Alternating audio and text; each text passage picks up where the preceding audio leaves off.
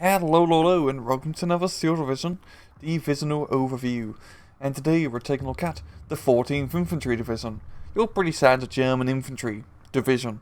You got stugs, you got grenadiers, you got heavy artillery, everything you really need to be entirely honest. But with a few fancy things thrown in here and yeah. So, nonetheless, let's jump right into it. So you are a B tier division, infantry of course. No surprise, and in terms of slot layout, you got lots of infantry, lots of support, anti-tank and artillery. No surprises here either, but everything else being a little bit less abundant. Mainly recon though, as it's pretty harsh with the recon slot layout. And rather, speaking of recon, let's jump right into it, because there's really not a lot to talk about. You got some bikes. Yeah, they're pretty rubbish, you don't really need to bother with bikes. You got your all clears in terms of transports, really nothing fancy. The only armed transport is the Kubel MGs. And then you got some Fusilier DPs, which are alright. They're nothing really all that fancy to talk about, and yeah, transports are really just using noble blitzes. Also, do want to note that it's really cool now with the stat cards. It actually shows you the extra bonuses that Veteran Sheet gives you with the accuracy and rate of fire. So if you pump it to 2-star, look at that. That is absolutely sexy and actually makes it, a bit more apparent and why you'd want to take vetted units over unvetted units. As it's pretty good accuracy and rate of fire bonuses. So that's cool.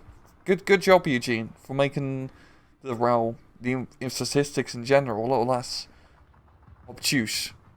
So, let's jump right into the infantry tab again, because there's a lot to talk about. This is an infantry division, there's going to be lots of infantry. And yeah, yes it is. A lot of the infantry cards are actually single cards. There's only, two units have multiple cards rush, so you're going to be using a lot of variety when it comes to infantry loadouts. So, SS Trooping, pretty standard. You do get 18 of them compared to the regular Trove, so you can do some nice SS Trooping spam if you want. And you can get some failed Gender Army dudes as well to keep your SS Trooping from running away from the battlefield. Yeah. In terms of infantry transport, it's mainly just Opal Blitzes. The really cool thing though is you got 36 of these SCKFZ-7s, which is, I guess it's kind of like a ghetto half-track because it has no armor, but you still retain a machine gun. So that's cool. It's not a bad unit because it's a 5-point machine gun. Can you really complain about getting a machine gun for 5 points? You can't. You cannot. Nonetheless, you got Stoss Trooping of MP44s. STGs are great. There's not really much you need to explain here. There is a smaller squad. They do have Molotov cocktails now, which is nice, thanks to the recent update. And 15 points for 5 STGs, that's not bad. Of course, they die rather quickly because it is only a 5-man squad. You got Big Elite Führer. I don't know where I'd ever take it, as you only get one of them. It's extremely card inefficient. They do have 2 SDGs, which is cool. Yay, but it's a leader unit. You shouldn't really care about its rapid loadout. You're much gonna be wanting to use Grenadier Führers, as you get a little bit more of them. And they have smoke grenades as well. Really, smoke grenades are probably the most important thing to have on a leader unit, I'd say in total, in general. Allows you to keep your stuff alive, and keeping your stuff alive is pretty good. It allows you to get leader unit out of dodge, because you don't want to be losing your leader unit. No. You also got Grenadiers, because it's the German Infantry Division. Regular Grenadiers, as well as the cooler Grenadier DPs. You see, they've been dipping their hands into a Russian arsenal a bit, nicking some PPSHs and DP-28s. They're both the same price, but the Grenadier DP is definitely the better choice, because they get a Panzerfaust, while the regular Grenadiers do not. Even though they do have a better machine gun, the Panzerfaust is the better option, and they do come in the exact same card loadout in terms of availability, so it really is a no-brainer, and they're the same price, so really, Grenadier DP is the way to go. You got your Sickaroons, pretty alright. They're very spammable, especially once you get the A phase, not so much, but B and C phase, especially C phase cards, you can get a lot of them, and they're not really that bad. It's pretty standard infantry loadout. The machine gun is a little bit meh, but it's really the anti-tank rifle. I really do like this anti-tank rifle. It has very short range of only 300 meters. Well, short range for an anti-tank rifle. It's really more of a grenade launcher. and how it works operationally. But with 60mm pen, you can deal with light vehicles, and heck, you can kill T-34s if you get side charge. So it's not terrible, and you got 20 rounds of it as well. It's definitely something that can be surprisingly effective. Yeah. You get Begley Grenadiers, which are which are awesome. These guys are mental, and you get quite a decent amount of them for 8 STGs, 3 G43s, and MG42 as well. This is your Garda Deletus unit right here. It's Elite Trust and Infantry. That's all you really have to say. And it's a rather beefy squad as well. You got Pioneer SVTs because to use Car 98, and you can use semi-automatic rifles. Pretty much the same loadout as the Sapiri squads that the Russians have. Honestly, it's a good thing. It's a really good thing, because these are fantastic infantry units to have, just due to the fact they have all these SVTs. They are very good against infantry, and also the grenades help out quite a bit. So this is definitely a must-have unit to take. Pioneer Furies, pretty meh. You just take the Grenadier Furies. Sturm Pioneers, pretty standard stuff. The Sturm Pioneers, they Sturm and Pioneer at the same time, mainly with a flamethrower. And Begley Pioneers, which are a very specialist squad. You only get 3 of them. Only a 2-star veterancy, and only in the A phase, but once again, really scary. Same thing as the Begley Grenadier, but they come with a satchel charge or the German bundle grenade. So that's cool. And you get 1 extra guy as well, which is also cool. Tanks. Tanks is rather cool as well. There's a lot of cool things in this division. You got the Panzer II Lukes. If you've been missing 9th Panzer from SD44, well, 14th Infantry's got you covered, as you can get quite a lot of Lukeses. 6th and A phase with 1-star vet, and then 12th and B phase. These are fantastic little light tanks to have. 35 points. It's an autocannon light tank, but autocannons are very good in SC2 due to how critical hit system works. Even if you're not getting penetrating hits against a more heavily armored foe, you can still shoot out the gun, knock out the tracks, knock out the turret. You can still do quite a bit of damage, and autocannons are really scary because of that. And especially in 1v1s, where the maps are usually a bit more closer range, you can get in close with these Panzer II Luxes and really mess up, Soviet light armor, and heck, even T-34s if you manage to get some good flanking shots. So honestly, not bad. These are very nice little tanks to have, and great infantry fire support for your infantry as well, for a rather cheap budget. You got Stugs, your regular Stug. There's also the Ace Leader Stug. Doesn't do anything fancy, just as a cool paint job. There's Stugs.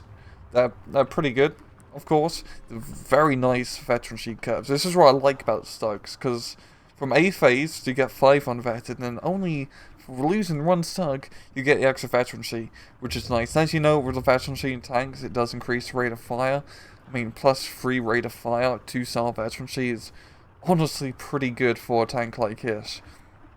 And yeah, Stugs are alright, they're all-rounders. You use them to blow up the majority of Soviet medium armor on a budget. And then of course you got Tigers. You got 2 Tigger cards and then 1 Tigger leader card. Tigers are Tigers, great all-round heavy tanks that can deal with the majority of Soviet armored threats. Apart from IS-2s, you have a hard time against IS-2s with the Tigers.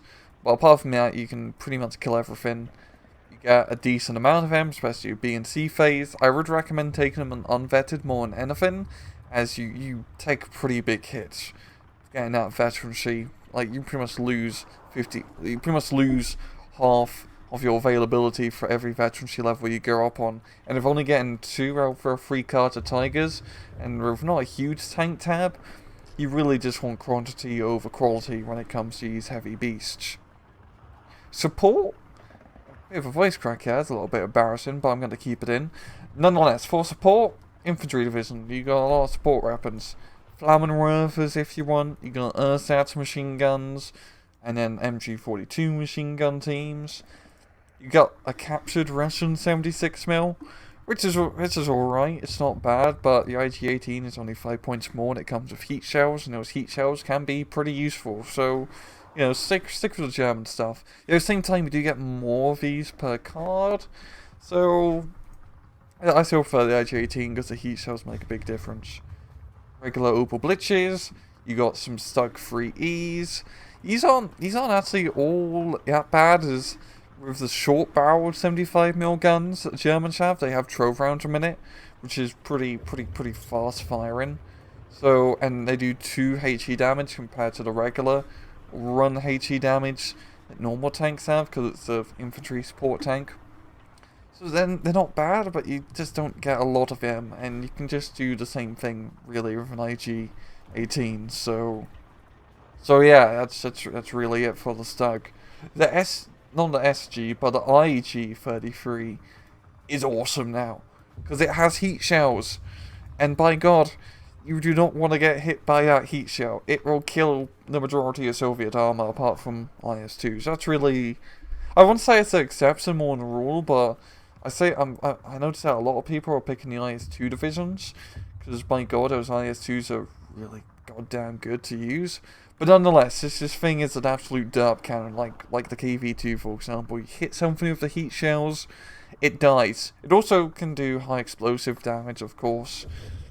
Nothing really too surprising there, but the heat is awesome.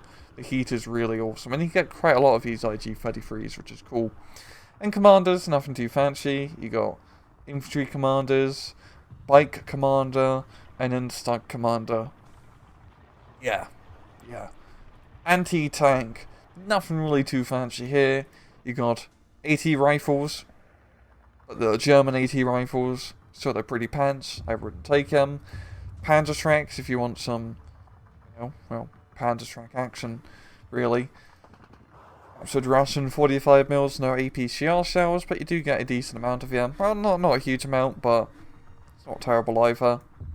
You got some Stug tank hunter models. You got relays of these Stugs.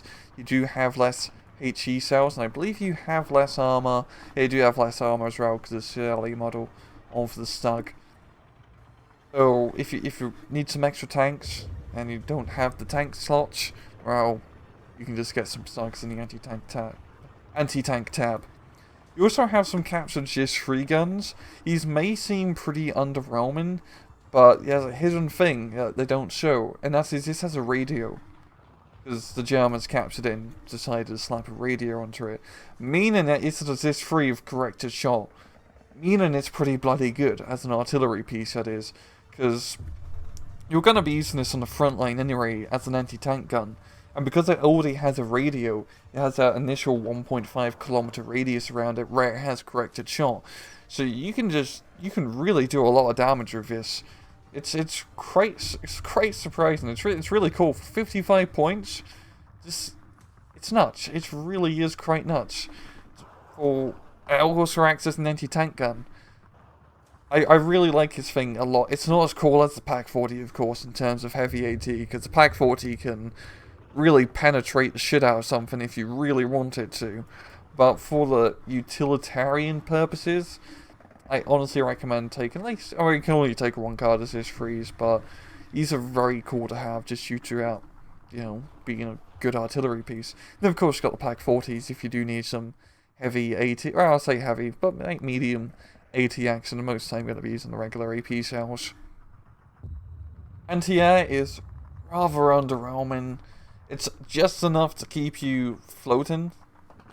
You got some Flak 38s, you got some Flak 38s in a truck, but the main thing you're going to be using are the Flak violins, because we have one Flak 20mm, and you can just have 4 of them strapped onto one thing, and it's more card efficient, and you want the card efficiency because you don't have a lot of anti-air tabs, and you really don't want to have to go past buying 2 anti-air cards for this division. But it's not too bad. You have some good airplane options, so the lack of anti-air isn't bad. It's not bad at all. Artillery is pretty cool though. It's the German Infantry Division. Of course, they're going to have a lot of artillery, and some pretty heavy ones. You got your battery Furies, you've got your artillery spotters, which have been changed to 2-man recon squads now. So if you want a little bit of extra recon, you can take these guys. But yeah, they're not actually not that great in terms of recon compared to the All-Clears. Yeah, the All-Clears are very high.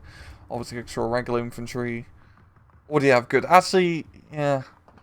Yeah, high is better than good, of course, but yeah, especially due to the fact that with the Germans or your leaders already have radios, you don't really need the BO batches in that case.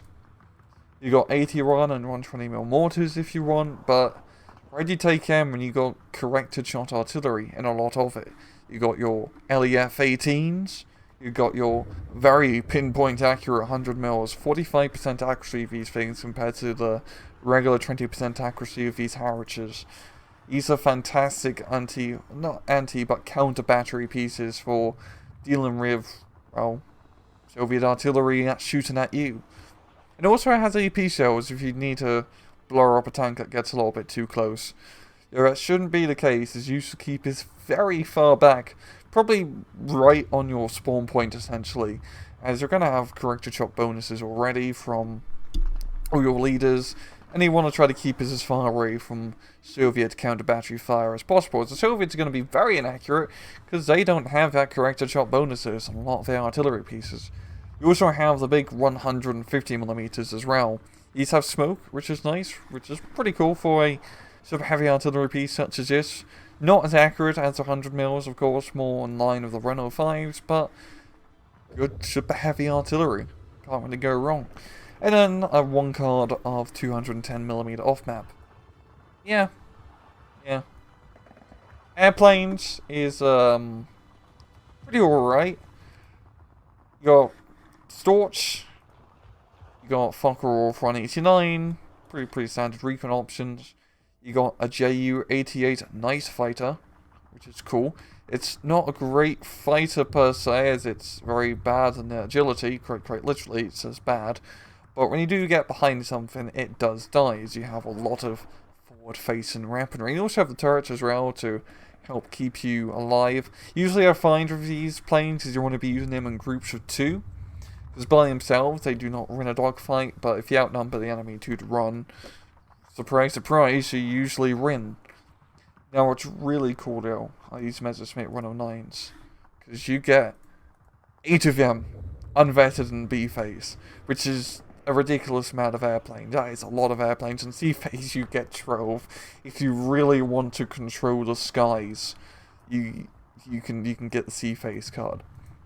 But this is very good. Of course it's the worse Messerschmitt, so to speak, it doesn't have the gun pod, but it's still a respectable fighter nonetheless, and it's really cheap and it's pretty fast as well. So it's a good plane to have. I'd highly recommend the B-Phase card unvetted, as you just want the numbers. Heck, even with veterancy, it's not even that bad. Of a veterancy, like, availability nerf, I should say. You got Ju-88 Heavy Bomber, not really worth it, as you don't get a lot of them in terms of availability. It's not really a heavy bomber, more of a light bomber. And even then, it's just not that good in terms of availability. The Messerschmitt 410 is a much better option, as it has heavier bombs and you get double the amount, which is cool. It's not the best airframe per se, it kind of dies pretty quickly, as it doesn't really have that defensive armament or resilience compared to the Ju-88, I find. And the rest of it is just, well, heavy bomber Ju-88, cluster bomber, a Ju-88, and then napalm bomber, a Ju-88.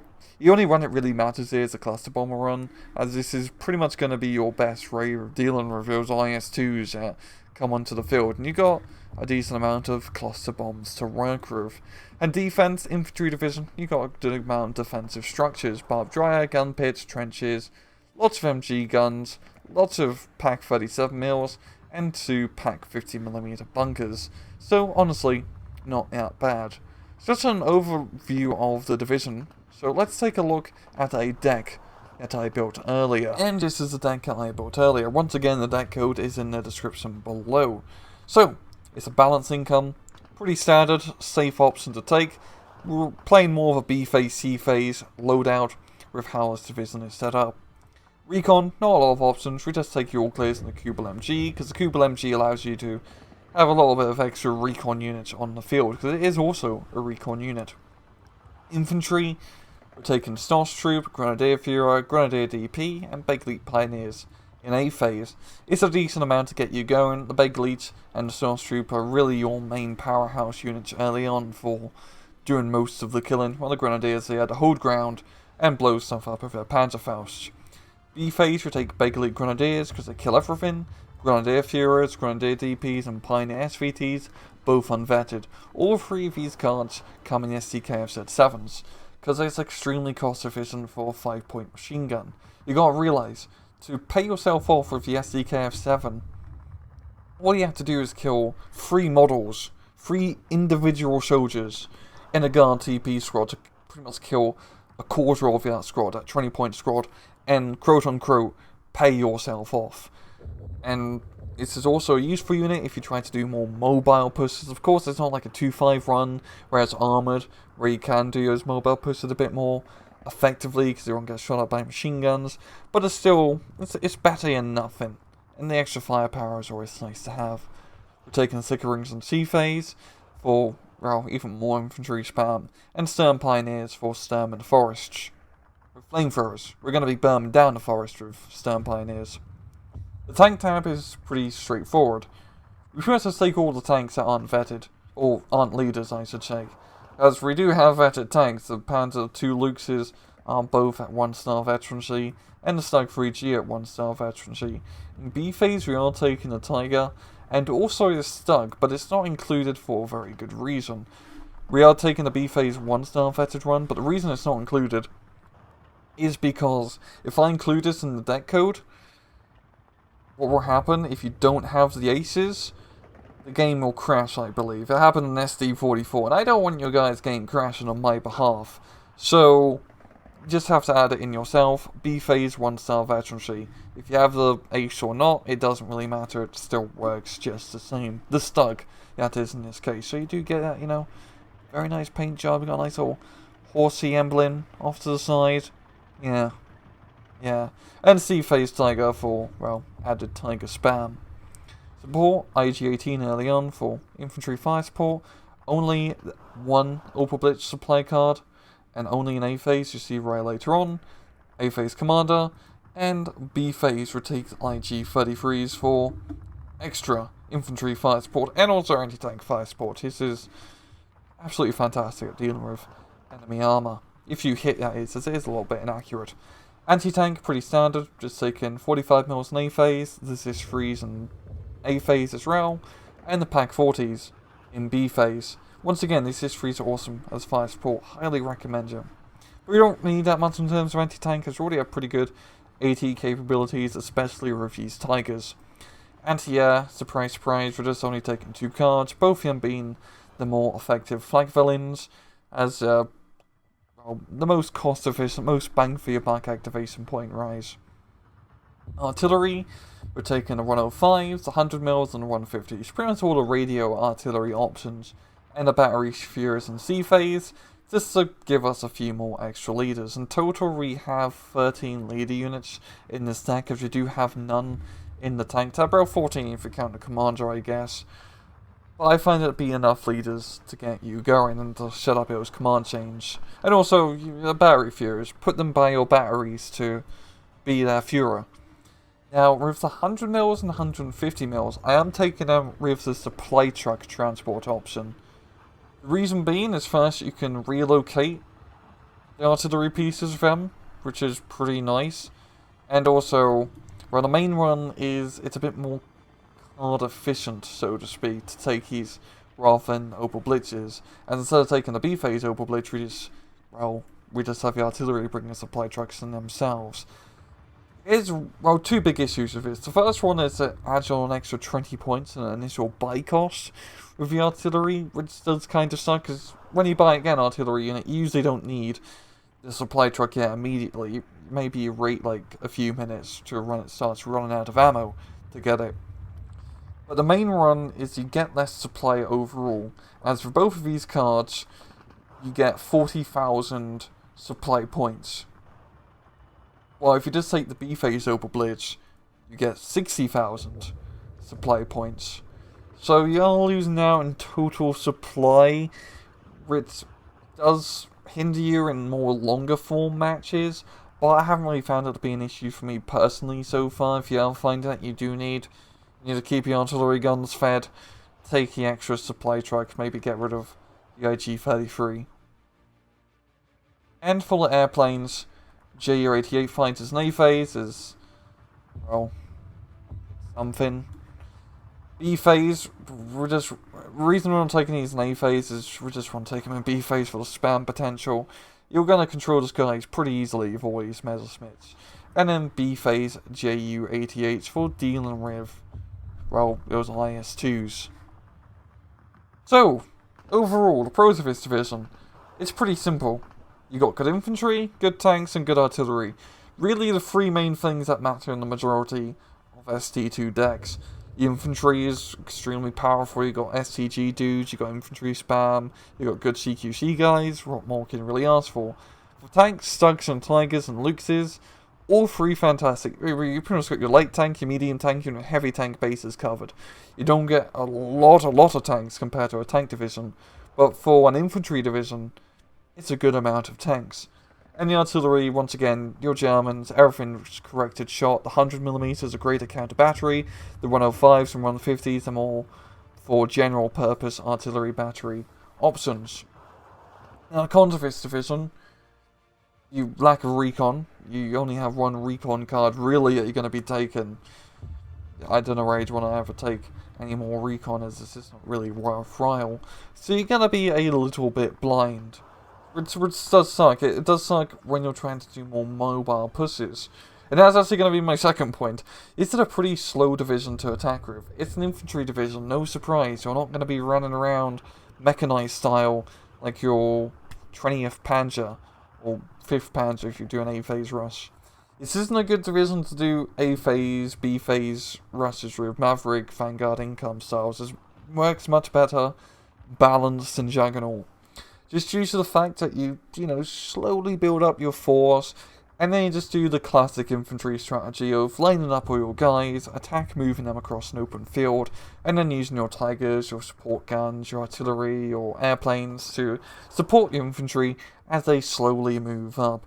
It does kind of suck if you need to, do a quick push and take a flag now, as you usually have to wait for the infantry to lead the ray and push. But that's just the fact of the infantry divisions in total. It's how you're going to play them. I just find that, especially if you're not going to be doing A-phase rushes, and how, especially in 1v1s, a lot of people like to do A-phase, B-phase rush, Vanguard, Maverick income options. You're usually a little bit on the back foot for the initial stages of the match. But once, you get the ball rolling, being C-phase, get those Tigers online, you get those big league Grenadiers, you get the artillery part going, really can just hammer away slowly but surely at the enemy positions and capture them one forest, one town at a time, on foot that is. So, well, I think that's enough chit-chatting when it comes to, well, the deck composition. Let's see how the 14th Infantry actually performs in a match. And here we are on show. We have Tigga representing 14th Infantry with balanced income, and Threblord representing Group Tyrannia as a Vanguard income. If we take a look at Tigga's deck, it's not really too many changes compared to mine. It's still rather similar loadout in terms of, well, activation slot composition. I don't think there's really too much you can really do with 14th. You really just want to be doing infantry and tank spam and artillery spam, and that's exactly what Tigga's doing. The one major difference I find is that he's using ersatz troopers instead of grenadier DPs in A-phase, which honestly isn't a bad idea. You get double amount of ersatz trooping. I personally prefer the grenadier DPs, as I like having the extra anti-tank, and I find it to be just enough infantry to cover along the map. Though with the ersatz trooping, you can pretty much cover every single nook and cranny. But yeah, infantry spam, tank spam, artillery spam. That's 14th Infantry. Now up against Group Tyrannia, it's a pretty good division to be going up against, as they're mainly using Tu-3476s. They do have a few Su-85s, which are the major threat for the Tigga tanks that you do have. They also have very good infantry. They get 3 cards of strokey DPs and like 4 cards of ultimate cheekies.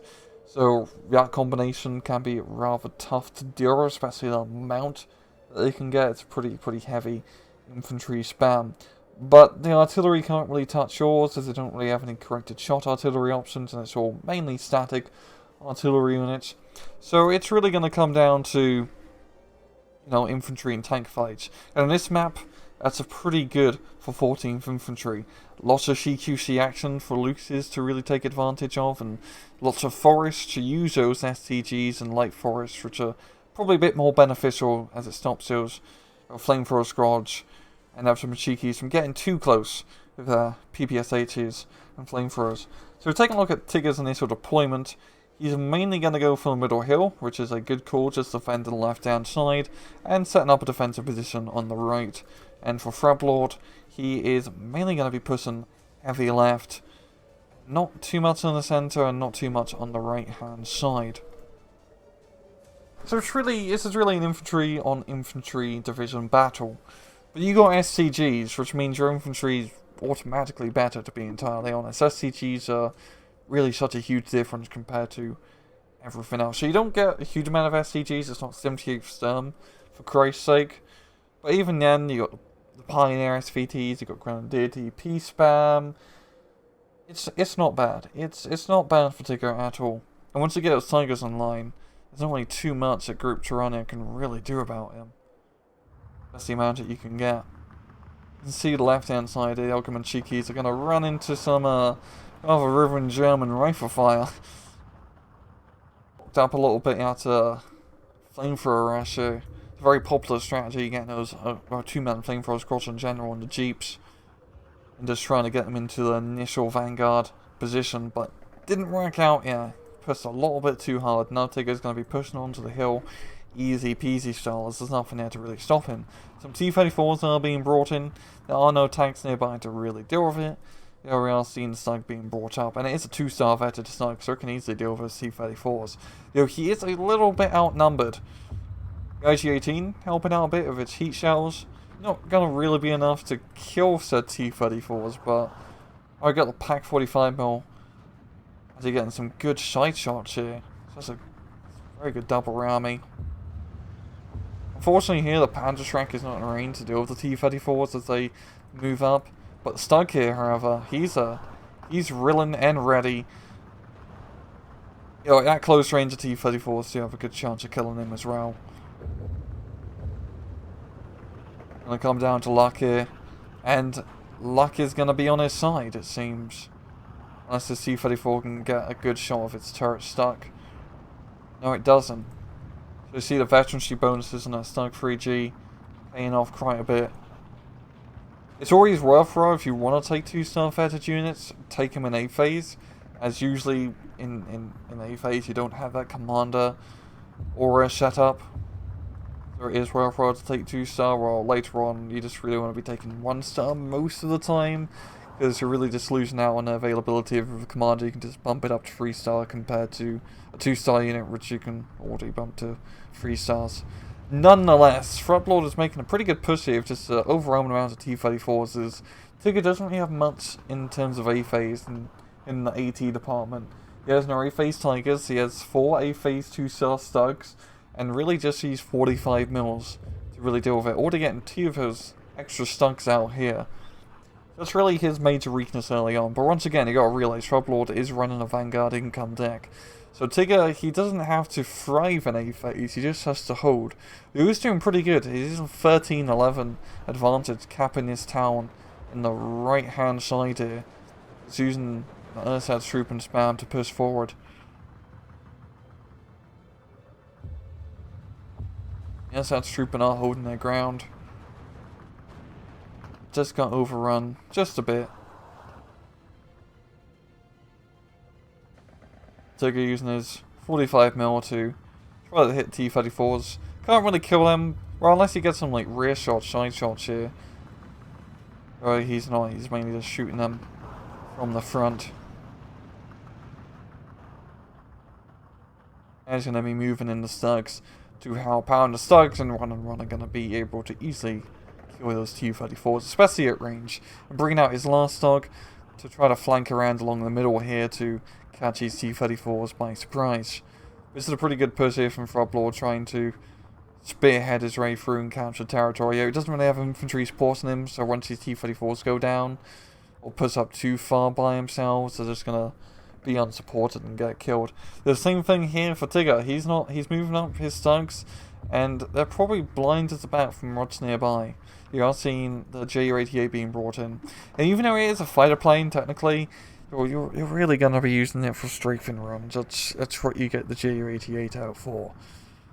Same thing like the DO-217. You don't get a lot of these, you only get 2 of those Ju-88s.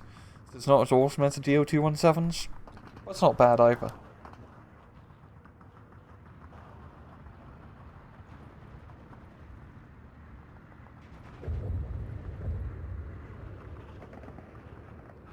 Only bringing out some infantry to support his stugs, which is probably a very good idea. I mean, the Begley Pioneers should be able to... I was going to say deal with the Strigly infantry easily, but Strokey DPs are really scary as they've got bloody 9 SVTs and the DPs as well. In an open ground engagement, you're not going to have a good time against them at all. At all.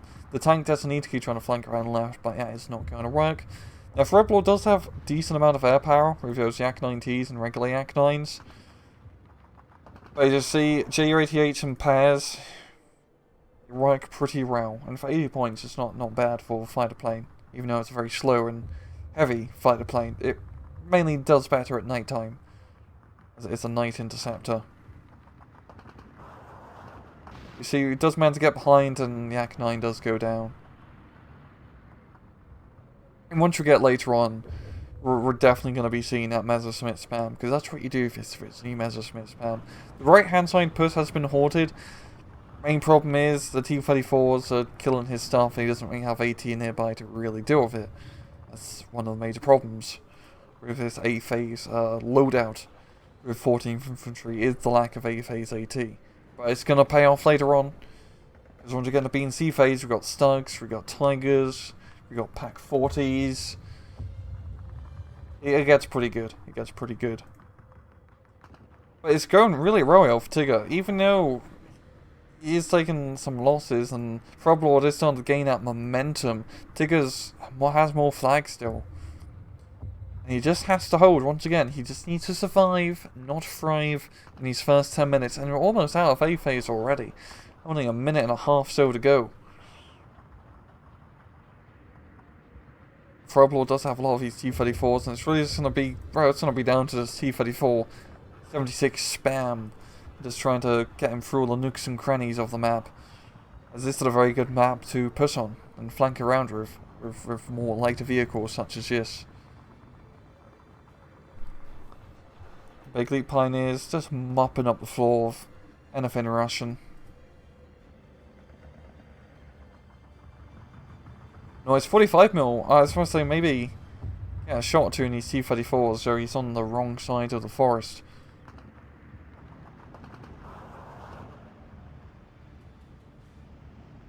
So yes, that's rather unfortunate. You get some good side shots as these T-34s are going to flank the Stug.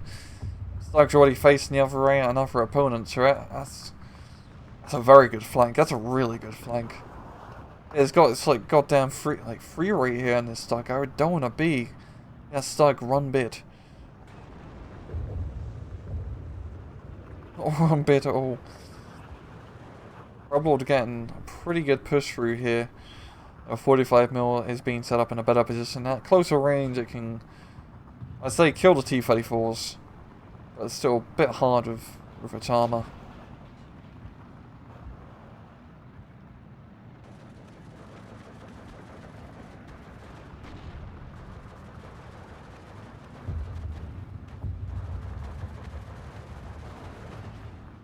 And it does go down. Now we're now finally into B phase. So things are already going to start picking up for Tigga as he has more infantry options or the tanks. See, this is more stuff. This is where all the cool things really come online for 14th. Stug here, I'd say it's in a good position, but not anymore, as it just died. Its carcass is in a good position. There are seeing a few of these AT planes being brought out. A bit premature, I'd say. There's nothing, I think maybe he's going to go for a Stug, but then he lost sight of it or it died. You're seeing a Ju-88 being used cluster bomber. Just the over one T-34. A little bit overkill here, but well, not overkill per se. But it's a rather important kill to get, as that is rather annoying having on his flank. And now Tigga can do the honourable 1v1 duel, because that's how, you know, the Germans would have run the war if everyone just fought them run on run. And kills the T-34. Easy peasy. And here, this is, the P3 is coming in, but oh no! He's doing a blind run, and completely erases his ammunition. The Messerschmitt comes in from behind. Is he going to get the kill? Yes, he does.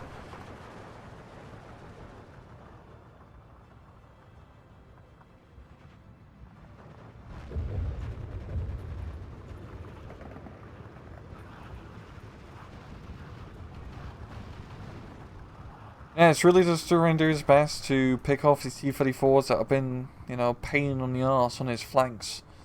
On the left-hand side, there we're seeing another T-34 push here, but as you see, once you get those Tigers up, the 76s cannot do anything.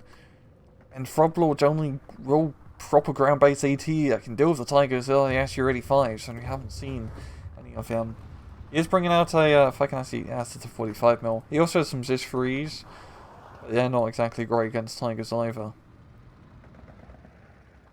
It's really happy hunting for the Tigers overall, and for the 14th Infantry Division in general. There's soon some strafing runs with the Messerschmitt. Nothing all that crazy. The Tigga here taking some shots. He doesn't care. He's got thick skin. He can take those hits like a champ. You definitely want to bring out some more infantry reinforcements. He's stroke here. Getting a little bit too close.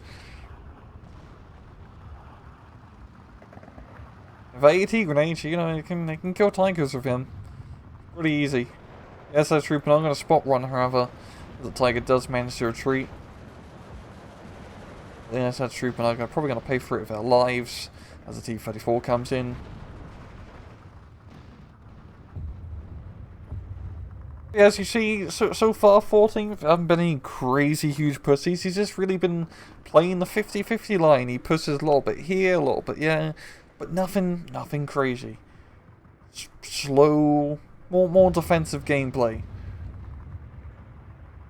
But time is on his side. As long as he keeps it a trove, everything's good. Heck, even if he was losing by a little bit, by 1 or 2 flags, it wouldn't be all that bad either.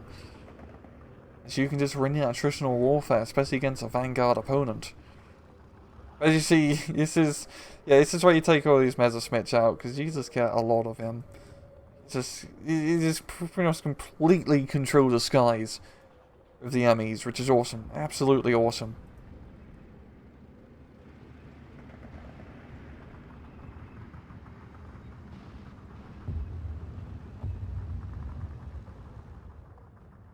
Nothing really too crazy going on, mainly just a fight over the middle right area here.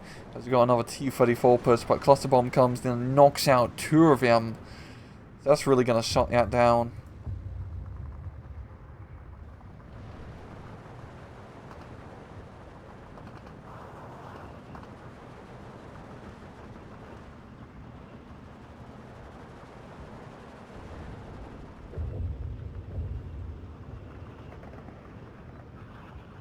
Yeah, it's really just bringing up the Tigers, bringing out infantry, and just slowly fighting over the forest. There's really not too much to say here. You see he's bringing out his Grenadier DPs now. There's Tigers over here. I mean, the 3 of them now, there's really not much that can stop him. Strafing the Zish gun to death. Going to be taking some hits from the Soviet anti-air. As Throblord is starting to set it up. And he is finally bringing out an SU-85 and a 2-star run at that, so that's going to be pretty scary. And if he sets it up in a, it's a perfect position just to shoot down the road.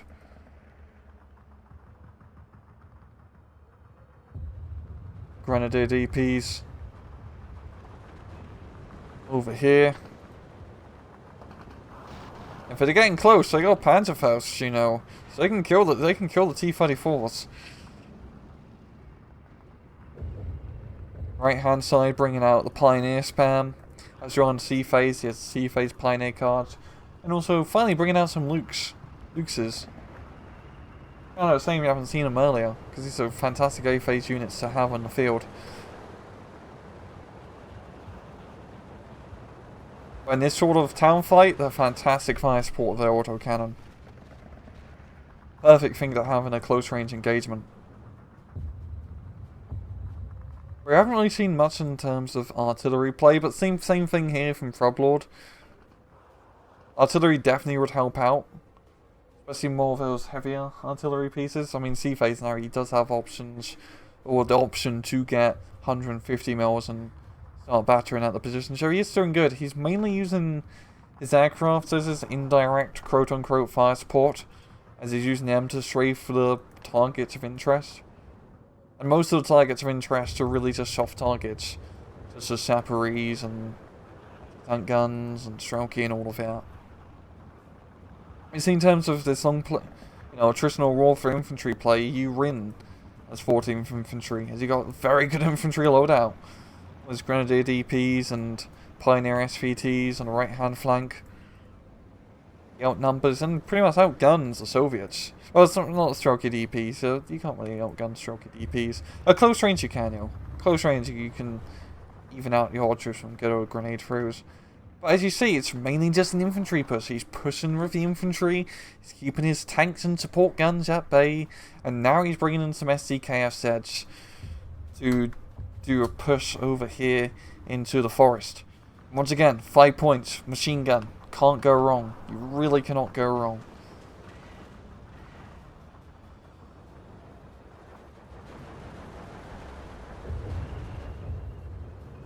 It's just a slow and steady attritional infantry push.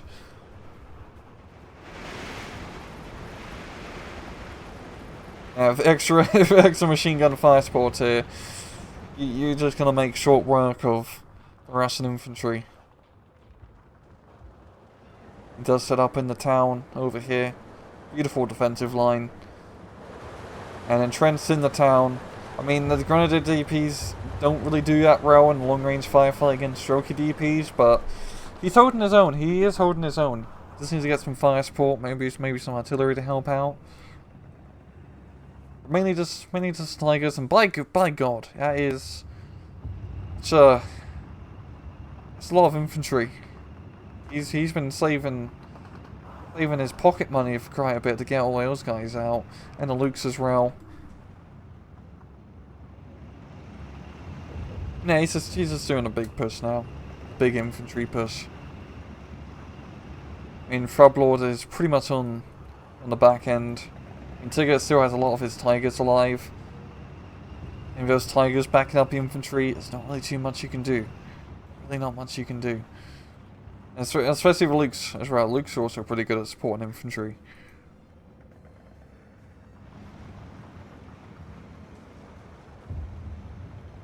Grenadiers over here definitely going to help out.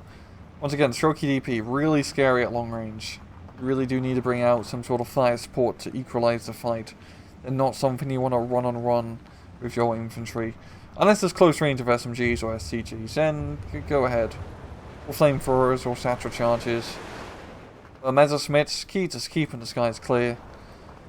And also, only 95 points, that's pretty good for a fighter. As Rasheen, he's just going all in choo-choo train with the SDKF sets. He's going to run into some T-34s, so I think he just kind of outnumbers, and seeing a machine gun fire as he moves forward is just doing enough to keep the soft target's heads down. And yeah, he's just going to rush the T-34 and push on right through. Yeah, as you see, 14th Infantry is a very slow division to push through. You can't do mechanized pushes at all. This is where you take the SDKFs at 7s. That was a fantastic, move, so to speak. He's just grabbed so much territory. Just completely exploited at breaking the enemy lines. And now he's rushing on through the fire support, the Luxes and the Tigers. And yeah. Thrublord is bringing out T-34-76s.